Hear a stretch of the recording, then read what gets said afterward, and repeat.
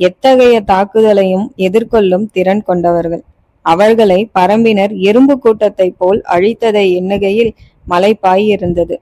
2000 வீரர்கள் அழிக்கப்பட்டதை எண்ணி வருந்துவதா, அல்லது மலைகளை கைப்பற்ற படையனுப்பும் முன்னர் அதை யூகித்த அறிவை எண்ணி அச்சப்படுவதா என்று சேரவேந்தன் குழம்பினான். உடனடியாக தளபதி ராசசிம்மனை அழைத்து தகவலை கூற, நாளை படையுடன் சென்று முத்திரக்காட்டில் தங்கி அடுத்த தாக்குதலை திட்டமிடலாம் என்று அவன் கூறியது சரியென்று சேரவேந்தனுக்கு தோன்றியது. மறுநாளே போருக்கு கிளம்பினான். காலையில் சேர அரண்மனையில் போருக்கு புறப்படுவதற்காக சேரவேந்தன் தெய்வ வழிபாட்டில் ஈடுபட்டிருந்தான். உப தளபதிகள் பருதியும் கடம்பனும் மன்னனுக்காக காத்திருந்தனர். அப்போது வேகமாக ராசசிம்மன் உள்ளே நுழைந்தான். முகச்சுருக்கத்தில் சிறிய மாற்றத்தை உணர்ந்த கடம்பன், என்னவாயிற்று என்றான்.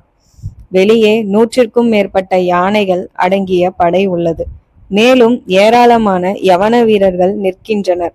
யார் அவர்கள் என்றான். வேந்தரின் ஏற்பாடு என்றான் பரிதி. ஒவ்வொரு யவனனும் மிக உயரமாகவும் திடகாத்திரமாகவும் அச்சுறுத்தும் வகையில் இருந்தது அவனுக்கு நினைவில் வந்து சென்றது. கூடவே இருக்கும் தமக்கே தெரியாமல் மன்னன் காரியங்களை செய்கிறார் என்று ராசசிம்மன் எண்ணினான்.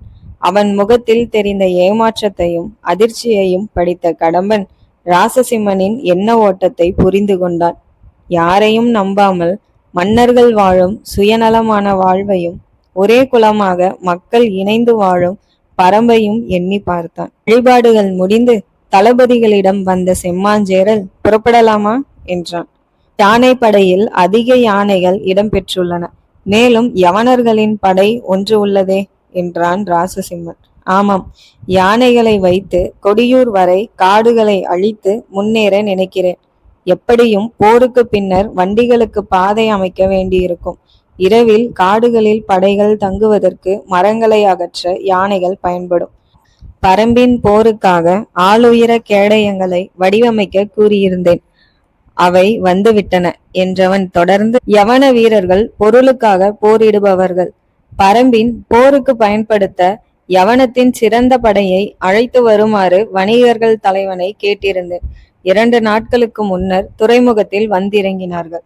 போரிடுவதை தொழிலாய் கொண்டவர்கள் என கூறிவிட்டு விடை பெறுவதற்காக சேர அரசியிடம் சென்றான். பரம்பை பிடிக்க சேரவேந்தன் விரும்பவில்லை. முற்றிலுமாக அழிக்க எண்ணுகிறான் என்று கடம்பன் நினைத்தான்.